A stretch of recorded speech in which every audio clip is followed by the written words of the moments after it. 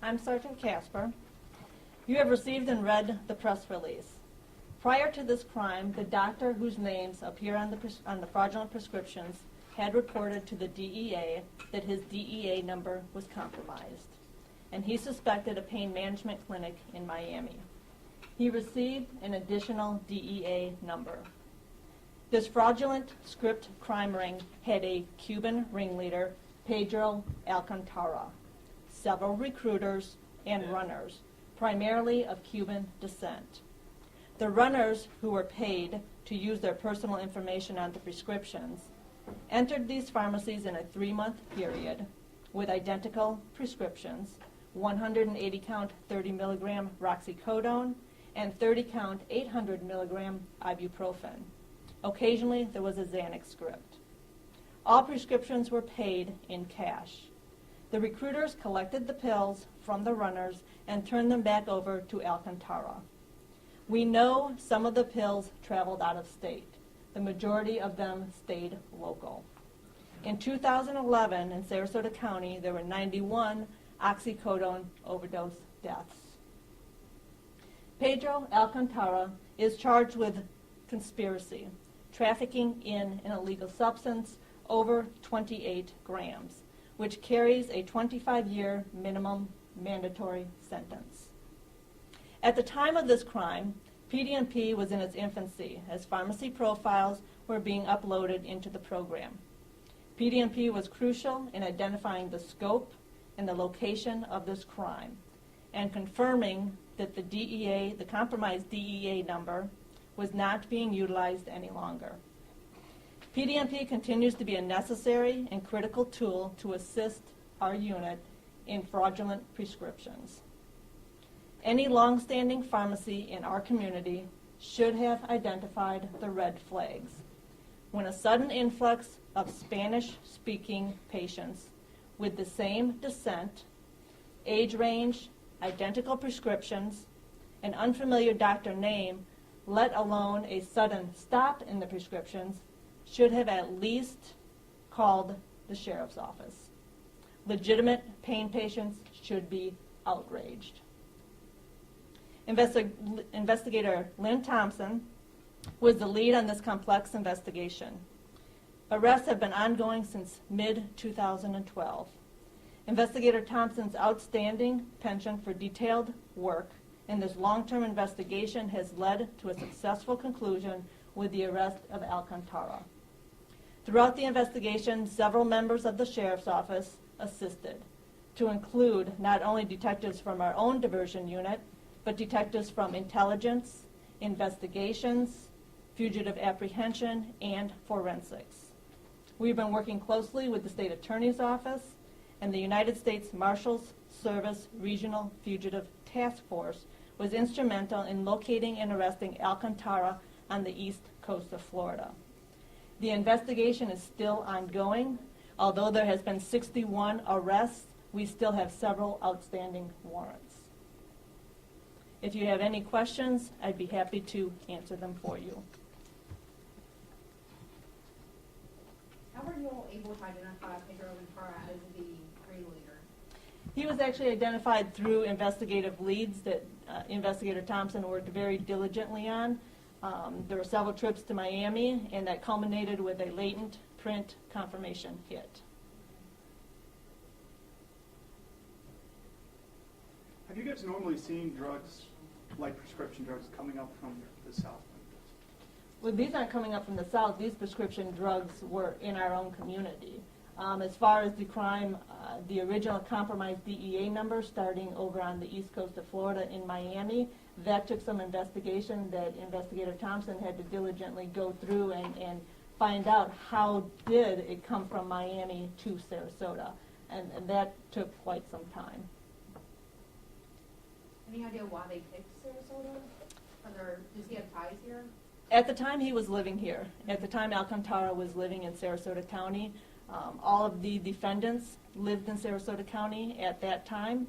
We're able to trace them back to our location. Are you surprised by the number of people involved here? Yes, I am, but you know, at this time we had a couple different investigations going on at the same time. So Unfortunately, I look at the numbers and it frustrates me.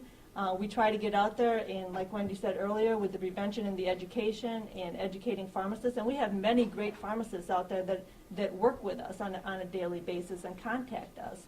So I'm dismayed by the amount and how it could have been taken care of on a time frame closer to the time when it was occurring.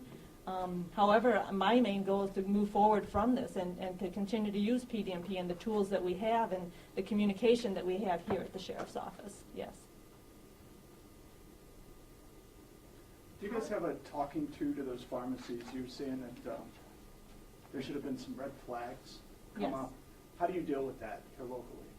We have pharmacy blasts that we sent out. I tried to send them out quarterly that will talk about the local trends that we're seeing. If we're seeing a rise in fraudulent prescriptions, whatever method they're using, we try to get that information back out to the pharmacists to remind them that it's happening here locally, so they don't become a victim and unwittingly send controlled substances back out into our community. How does this rank in the complexity of this ring with others that you all deal with? This is by far and beyond the most complex and interesting and time-consuming and legwork type of investigation that we've encountered. Sometimes we're able to take several different investigators and work on it. With this particular one, it took one person. We decided on having one person, Investigator Thompson, to work with it and to be able to understand all the intricacies of this particular investigation. When you're looking at other agencies, other locations, being able to trace down leads, being able to confirm or dispute some of the information that we had received. It was very time-consuming and very, very complex. Did these suspects try other pharmacies trying to get these pills? There's a total of 5 different pharmacies: Sun Pharmacy, Community Pharmacy, and Publix. But the amount of scripts that went through was almost nil compared to the 2 that are listed in the press release: Olson, Liggett, and Barkley.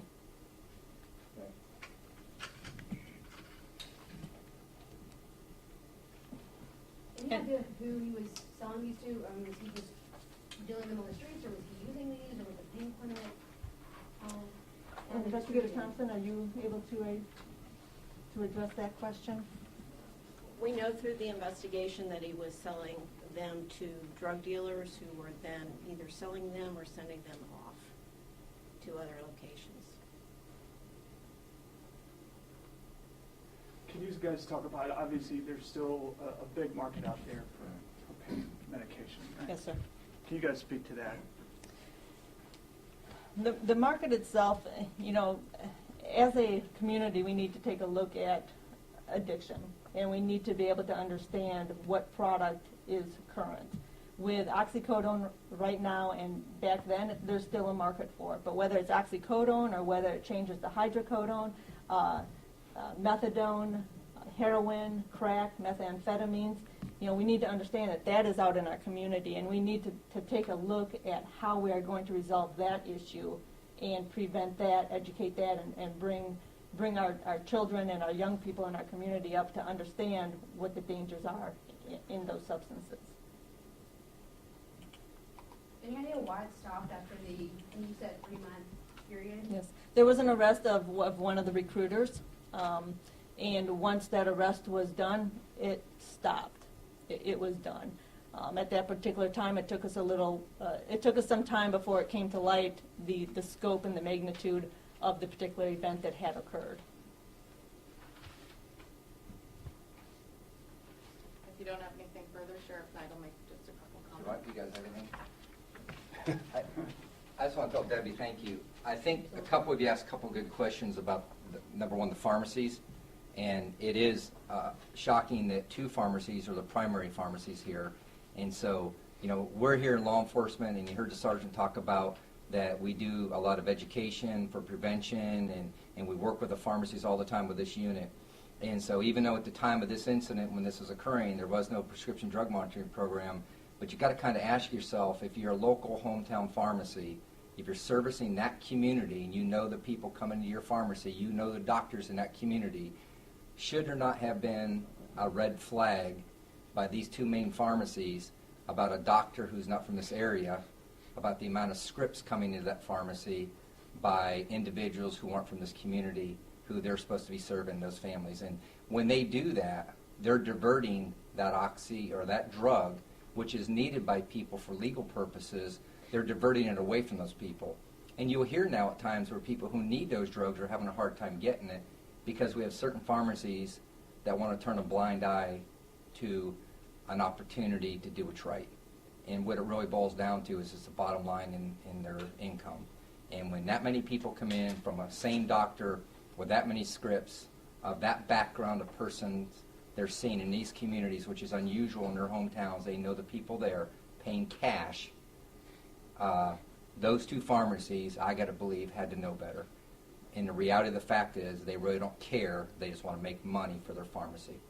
And so here in Sarasota County, I think it's important that these two pharmacies are noted very well, that we're aware of who they are, and we would hope with the prescription drug monitoring program that's in effect now that they use it and prescribe pills properly so that they're not diverted out of this area and that the people who need them can really have access to them.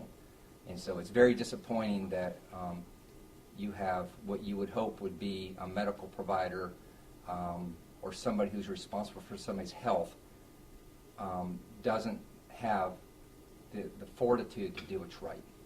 It's all about the bottom line. So whether you're going to deal a crack cocaine pill on a street corner or divert pills out of a pharmacy, it's all the same thing. It's about the bottom line and the number. And that these people who are doing it have got to learn to stop doing it. And I hope that they learn from this incident, and I hope that the media recognizes them and asks them why they do things like that.